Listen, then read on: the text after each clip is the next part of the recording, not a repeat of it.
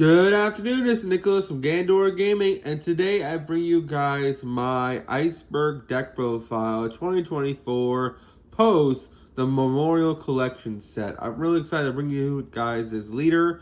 I think he is highly slept on and has huge potential in the May format. I know he doesn't look like much, but he did win a flagship over in the OCG when he came out with his new support, and he still has potential here in the West. So let's go over his leader effect and why the new support makes him way, way better than he used to be. So this is Iceberg. He is one of the first leaders. I think he's the very first leader who cannot attack, but they gave him one of the best effects in the game. -1 Dawn, and you get to play a 5 cost or lower Galley-la type character from your hand, which is absolutely amazing. Now, he can't attack ever, which really sucks, but the fact that on your turn 1, play a 5 cost for free is very, very powerful. And I think the new support they gave him makes him able to span the forward really, really fast and really, really efficient. So let's get straight into this. So first things first, we are playing 2 Kaido. 9-drop Kaido is your boss monster. You do just need someone that hits really hard. He is the only non-Galley-la type character in the deck.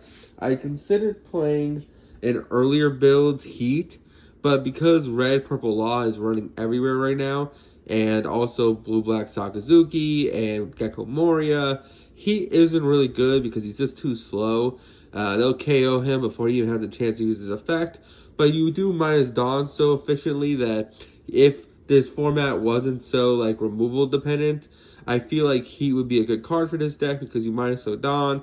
This guy would become a 6k 3 cost, which is pretty solid. So if you want to test this guy out, you can. But honestly, Kaido is just a better way to go. He's a 9-drop. He KOs 5. He's a rush. He is absolutely insane and just a really, really good card in general. We all know how good Purple Kaido is. Next, we're playing 4 Pauly. You're usually used to seeing Pauly in, of course, a Purple Luffy deck, but if you didn't know, Pauly is actually originally a Water 7 character, and this card has always been good. On play, rest 2 Dawn, and then you get to add 1 Dawn card from your deck and set it as active. Then if you have 8 or more Dawn, you get a KO an opponent's character with 4 or less, which is a really, really great removal. The fact you can play him so easily is really, really good off a leader, and he's just a great card in general. Next, we're playing 4 Rob Lucci's. Rob Lucci's is really, really good. Basically, he has the effect of -1 Dawn, and you get to basically rest a 5 cost or less character when attacking, which is absolutely insane. So he rests your opponent's 5k blockers, which are everywhere in this format, and it's just a really, really great card to play. Next, we got Kaku. -1 Dawn, he gains Banish for the turn, which is a really, really powerful effect. And he is another aggro tool we like to do in the early game to definitely put some pressure on our opponent. Don't forget, our leader cannot attack, but we can spam 5Ks in the early game, which is really, really good. This leader is strongest in the early game before your opponent has a lot of Dawn. So your best matchups are decks like Big Mom, or just decks that need like 10 Dawn in order to play their game, because you are spamming 5 costs out the wazoo. Next, we're playing 3 Tilestone. Tilestone's really cool. Basically, on KO, he adds a Dawn back, which is pretty solid. But honestly, we were just playing him because he's another Water 7 Galley-la card that we can play off leader. That's 6k body. And then finally, we're playing also 3 PB Lapu. Just because, hey, when we'll put a Dawn on him when he attacks, you get to get another rested Dawn, so he gets your Dawn back. Not to mention, it does a 5 cost 5,000 beat stick that is really just a 1 cost because you played off leader. That is it for our high cost Water 7 cards. Let's talk about the brand new cards that we got. First things first, we got 4 Khalifa. This card is absolutely insane and just an amazing card in general. This card literally says on play -1 Dawn. If your leader is Water 7, add up to 2 cards with 4 costs or less from your trash to hand. That is absolutely insane. Basically, it allows you to recoup the advantage of your guys who are destroyed, allowing you just to keep spamming the field and just keep pushing. I think one of the biggest issues with the early version of this deck is that you lose hand size really, really early, and you can't spam the field once they clear all your dudes. Because this deck doesn't really have the draw ability like other decks do. But I think because of this card, it allows us to do so much. So honestly, this card is just a must-have staple going forward, and just a really, really good card in general. The next new support card that absolutely pushes this deck forward is Bluno. Bluno is absolutely insane. He basically has the effect where on play minus a Dawn, if your leader is Water 7, which of course he is, play a Water 7 type character with 5 or less from your hand or trash. He allows you to put much more pressure on the field and spam the field and recoup your losses. So both these cards fix one of the biggest problems of the deck, which is basically, hey, you don't really have that much hand size, and if they clear your board, you're kind of screwed because you can't keep playing them as efficiently, you can't span the field as efficiently, and these guys fix that problem immensely, and they're really, really good. Next, we are playing for Khalifa, the original OG Khalifa, because Khalifa is just a really, really good 2K. Not to mention she's a draw card, so if you ever want a hard player, you minus a Dawn, draw 2, trash 1, which is just an amazing effect on this card, and overall just a really, really good card. Next, we're playing for Frankie as our other 2K. Personally, I think once I get a pair of Reijus, I think Reiju actually works really, really well in this deck.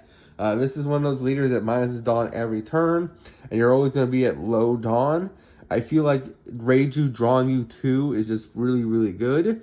But this deck and most conventional decks do need another 2K, and this is a searchable 2K that's pretty solid. Also, if you really want to hard play it, you never do, but you can technically, and like minus a Dawn to give a character plus 1,000, which is cool and all, but he's just a 2K vanilla, and that's really about it. So like I said, I'd probably put this card as Reiju just for the draw ability, just because we are a minus Dawn leader deck, and we play with low Dawn just like Red Purple Law. So the fact that we can draw 2 and recoup our advantages, and these guys can add back or summon from grave, makes our deck very, very efficient and very, very good in the early game. But because I don't have Reijus, and if I do, they would be going into my actual Reiju deck, then Frankie is a decent 2K. Next, we're playing, of course, for Kokoru. Oh, my bad, that's not Kokoru. For Kokoru, she is the searcher for the Water 7 cards. On play, look at the top 5 cards to your deck, and then add a Water 7 to your hand, which is really, really good. With Kokoru, you always want to be looking for Field Spell. If you don't open Field Spell is the heart and soul of this deck. I considered it cutting down to 3, but it is so efficient and so powerful. This is one of the only leaders that has a Field Spell that ramps Dawn. That and Oganeshima, which is a Kaido's, have, and King, of course. But yeah, this is one of the best field spells in the game, and I am glad you had to play it in Water 7. So if you want, you can cut it down to 3, and I'll show you what you replace it with. But personally, I feel like it's such an important card. You just want to see it, and it's just really, really good. Next, we're playing 3 Top Knot. Top Knot is an OG card. It is searchable off our Kokoru. Minus 2 Dawn, and place a 4 cost or lower character to the bottom of their owner's deck, which is really, really good. And then finally, I am testing out Conqueror of the 3 Worlds Rauga. This card KOs a 8 cost or lower character, which is really, really good in this deck. One of the biggest issues with this leader is that he had issues with higher cost characters.